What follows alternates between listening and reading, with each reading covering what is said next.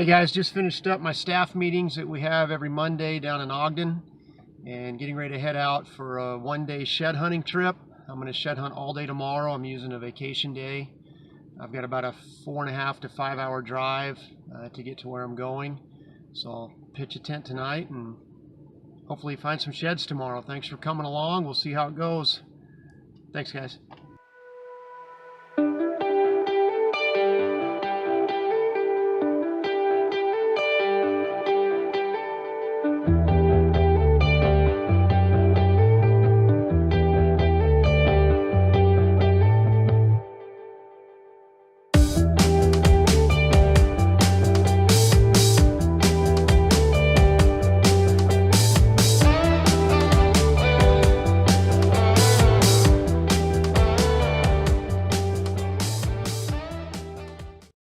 Well, we're here.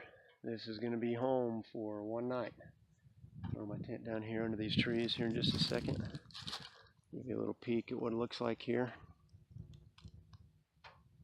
Nice fall colors and cool cliffs right there.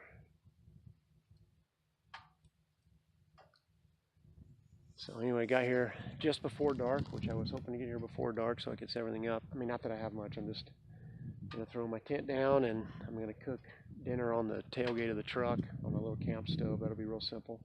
Just a backpacker meal, so I won't even build a fire tonight. But anyway, got here safely. Truck ran well, no issues, so thankful for that. Oh, there's a little bat flying in the sky. Anyway, we will get up early and get going in the morning, see if we can find some sheds. So thanks for coming along.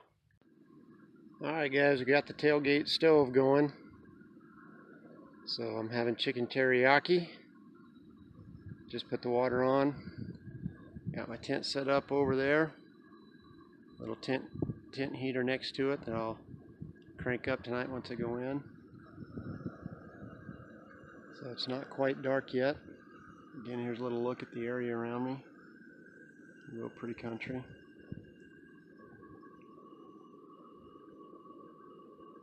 So we'll have some chicken teriyaki and read a little bit and then get ready for bed.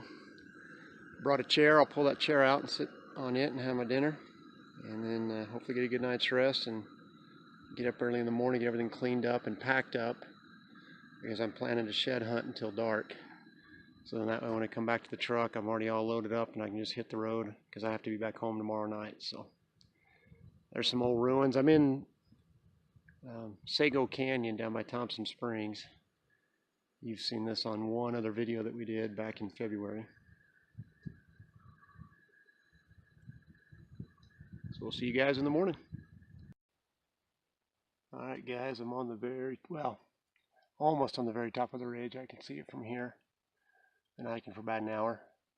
Stopped to grab some water, found this cool little arch in the rock here. Thought I'd show it to you guys. No sheds yet.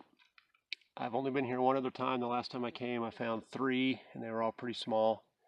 So that's kind of the risk you take when you go to an area you don't know very well, but the scenery's been beautiful, so certainly hopefully I find some sheds today. That's the point of coming down here, but even if I don't, it's been a great hike so far and it'll be a great day. Well guys, so far no sheds. We're still getting skunked.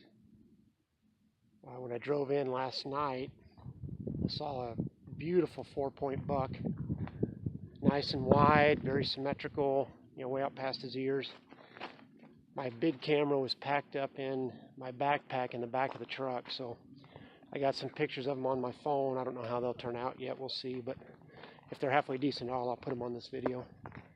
So I thought I would go ahead and do the minute of the mountain. I'm kind of on top of one of these fingers right now. It's not quite as steep, a little easier to walk. So about 2 weeks ago now, I did a message at church on the heart of friendship. We've been going through a series on the life of David, and we looked at his friendship with Jonathan. And one of the verses in that message that we talked about was Proverbs 27:17, which is, as iron sharpens iron, so one man sharpens another. And that's a verse I've heard, dozens and dozens of times at men's conferences and Promise Keepers events and things like that, where they're encouraging guys to develop real relationship, intentional relationships. And I love the verse, but I really think it's just been in the last couple of years that I've thought about what that verse really means. When it says, as iron sharpens iron, so one man sharpens another. What does it look like when a piece of iron is sharpening another piece of iron? If you think about it, you have two pieces of metal coming together with enough force and enough friction that bits and pieces of the metal are flying off, being shaved off. That's what happens when you sharpen metal, right? So that verse is saying you need to have relationships in your life where you've given permission to people to make you feel uncomfortable. You've given permission to some guys to put a little pressure on you, to even create a little friction at times. Not because they're better than you, not because they're trying to be holier than thou, but because they love you and because they want what's best for you and you want what's best for them. So if you don't have those kinds of relationships in your life, I encourage you to develop those. And I know that's risky. You know, it's always risky when we put ourselves out there. We don't know if that's going to be reciprocated or not, but it's worth the risk.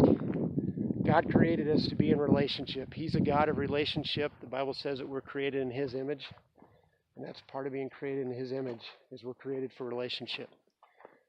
So that's today's Minute on the Mountain, Proverbs 27:17. I encourage you to take a look at that for yourself. And I encourage you to be willing to reach out and make those relationships if you don't have them already.